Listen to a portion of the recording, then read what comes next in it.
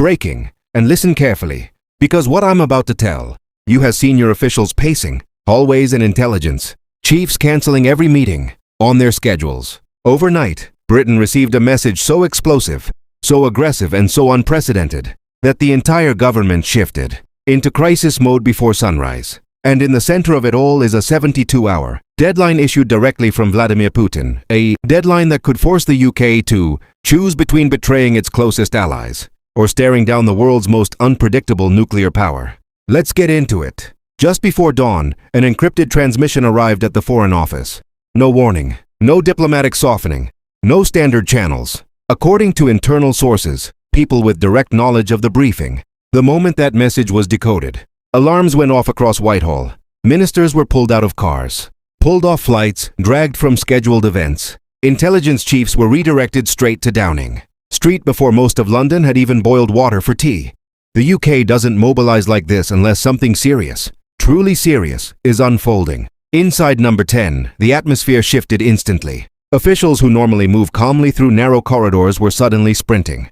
Phones were locked, doors sealed. Senior advisors had the same look you see on people who've just been told something they cannot unhear. This was not a drill, not a routine diplomatic spat, and not one of the Kremlin's usual propaganda messages. Whatever Putin sent was different. Downing Street's public statements were vague, stiff, and drenched in the phrase national security considerations, which is political code for you wouldn't stay calm if we told you the truth. And that silence, that complete refusal to share details, ignited a firestorm. Social media exploded. News networks ran emergency crawls. Commentators on live TV were practically begging for clarification. Even MPs arrived at Parliament already angry, already suspicious, already convinced they were being kept in the dark. When Sir Keir Starmer stood at the dispatch box, trying to look composed, it only made things worse. He spoke about appropriate responses, calibrated measures, and ongoing assessments, but none of it answered the question every MP kept returning to. What did Russia just demand from Britain? And why won't the government say it out loud? Conservative benches erupted first, accusing the Prime Minister of hiding critical intelligence. Reform UK followed, claiming Downing Street had provoked a nuclear power without a plan for the fallout. Even Labour MPs shifted uncomfortably, whispering, exchanging glances, clearly rattled. And that's when a new wave of leaks hit the press, leaks suggesting the message contains far more than Britain wants the world to know. Brace yourself, because this is where the situation stops being a political scandal and becomes something far darker. The leaks that surfaced hours after Starmer's statement weren't small. They weren't vague. They weren't the kind of diplomatic whispers that fade after a news cycle. These were explosive. The kind of leaks that immediately forced the security services to hunt for an internal breach. According to senior defense correspondents, Putin's message didn't just contain a warning. It contained a direct ultimatum, delivered in language so blunt, so hostile that analysts described it as a level of escalation not seen since the Cuban Missile Crisis. And inside that ultimatum was a single, chilling deadline. Britain has 72 hours to comply or face unpredictable consequences. That phrase sent shockwaves through Parliament. Not because of its wording. Russia has used dramatic language before, but because of what accompanied it. The message reportedly included coordinates, classified referencing, and intelligence assessments that could only mean one thing. The Kremlin had been tracking UK activity far more closely than anyone realized. But comply with what? That became the question echoing through every hallway of Westminster. That's when the second leak hit. Multiple sources, independent of each other, confirmed that the ultimatum relates directly to Britain's involvement in Ukrainian air operations, specifically the use of UK-supplied long-range missiles. According to these sources, Moscow claims the UK has crossed a red line by assisting targets deep inside Russian territory. It was exactly the scenario defense analysts warned about for 2 years, and now it appeared to have detonated in real time. Inside the cabinet office, emergency advisors reportedly argued over strategy. Some urged defiance, refusing to bow to pressure from a hostile foreign power. Others pressed caution, warning that ignoring the ultimatum could drag Britain into its gravest military crisis since 2002. One official described the room as a pressure cooker. No one blinking, everyone terrified of choosing wrong. Meanwhile, the public was left in the dark. No detailed briefing, no explanation. Just a growing sense that something enormous was unfolding behind sealed doors.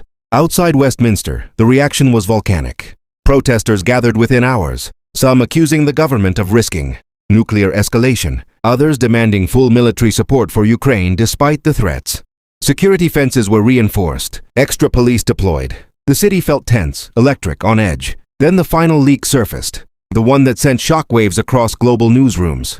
Putin's ultimatum wasn't just directed at Britain. It reportedly included a list of unacceptable UK actions and a demand for immediate public reversal. And the clock had already started. What happened next pushed the crisis from alarming to unprecedented. As the 72-hour clock continued ticking, intelligence officials reportedly uncovered something that jolted the entire government, evidence that Russia had been monitoring not just UK military movements, but internal government communications. A senior source leaked that analysts discovered patterns of foreign interception, attempts targeting private briefing, networks used by senior ministers. Nothing confirmed publicly, of course, but the implication was terrifying. If Putin knew enough to issue such a precise ultimatum, what else did he already know?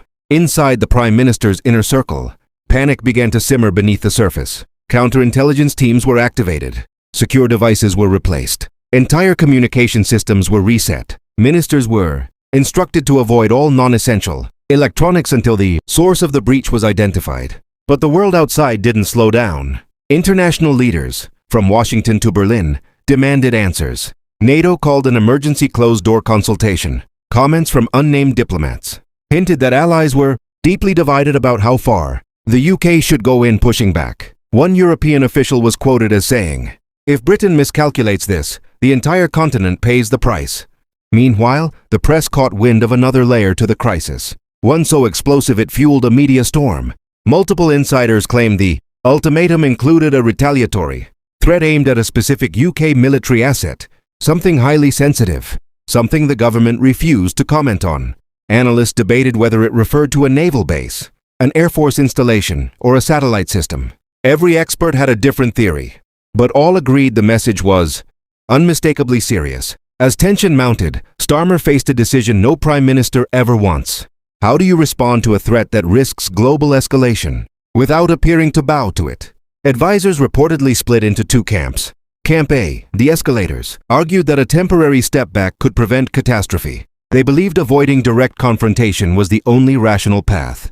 Camp B, hardliners, insisted that any concession would make Britain appear weak, inviting even more aggression.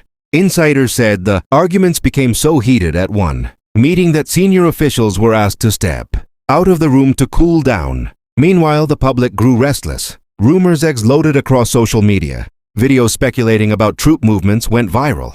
Every unusual helicopter sighting became proof of something bigger happening. And then, with only 24 hours left on the ultimatum, a mysterious, unannounced convoy departed from a key government facility, traveling under heavy escort. News cameras captured the moment. Commentators went into a frenzy. No one knew what it carried. No one knew where it was going. But everyone knew one thing.